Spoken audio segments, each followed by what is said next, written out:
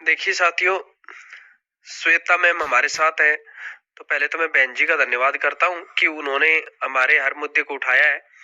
उसके साथ ही अब आप लोगों को एक मंच पे आना होगा, चाहे टीजीटी है चाहे पीजीटी है, और इस मंच पे आकर के लाइफ टाइम एचटेट की वैलिडिटी और प्लस में पीजीटी में जो कोट है और टीजीटी के लिए नोटिफिकेशन, ये तीनों चीजें एक ही होंगी। इसका मतलब ये हुआ कि अब हमें एक टीम बनानी होगी जो टीजीटी पीजीटी दोनों के लिए कार्य करेगी, एचटेट की वैलिडिटी के लिए कार्य करेगी। और देखो, हमें पता है बाहर से श्वेता मैम साथ देंगी, लेकिन रोडों पे हमें आना होगा और इस चीज के लिए मैं साथ हूँ। सभी साथी साथ आए। ये आप लोगों को बता देता हूँ, जो मेरी सोच है कि अगर आप लोग अलग अलग हुए तो आप अलग अलग पिटोगे, कोई भी नहीं रोक सकता आपको।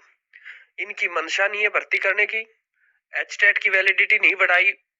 आप ये मत सोचना कि एचटेट मेरा वैल्यूएबल है, मेरा मान्य है, तो मैं दूसरों को छोड़ दूं। जब तक आप एक ट्रेंड पे नहीं आओगे, अपनी बातें नहीं मनवाओगे, 50% पीजीटी की, लाइफ टाइम एचटेट की और टीजीटी के नोटिफिकेशन की, इन सब को जब तक एक मंच से नहीं पुकारोगे, आप सफल नहीं हो पाओगे। ये आज मैं आपको आज बोल देता हूँ, क्योंकि सरकार हरियाणा कौशल रोजगार निगम से बहुत तेजी से भर्तियां कर रही है और सरकार चाहती ही नहीं। नोटिफिकेशन निकाल दिया, बीच में एक साल और निकाल देगी, 24 में आनन फानन में भर्तियां करेगी।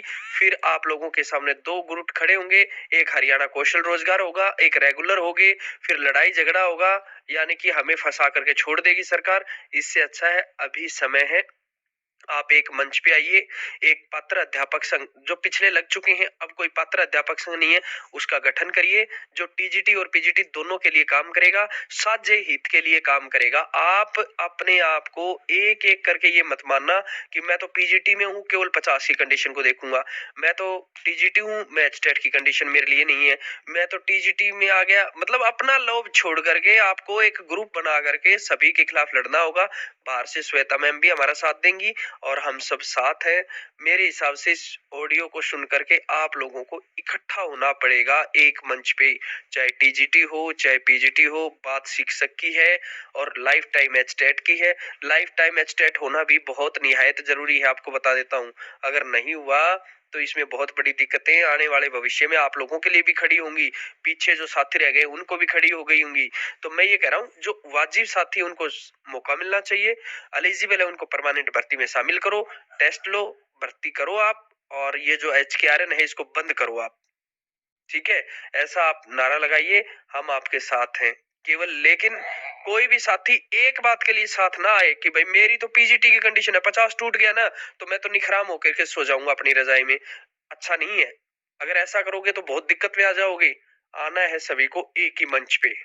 तो मेरी सोच थी ये, मैंने आपको बता दिया। नहीं तो सरकार हरियाणा कौशल रोजगार निगम से धड़ल्ले से भर्ती कर रही है और सरकार भूलने वाली है इन भर्तियों को।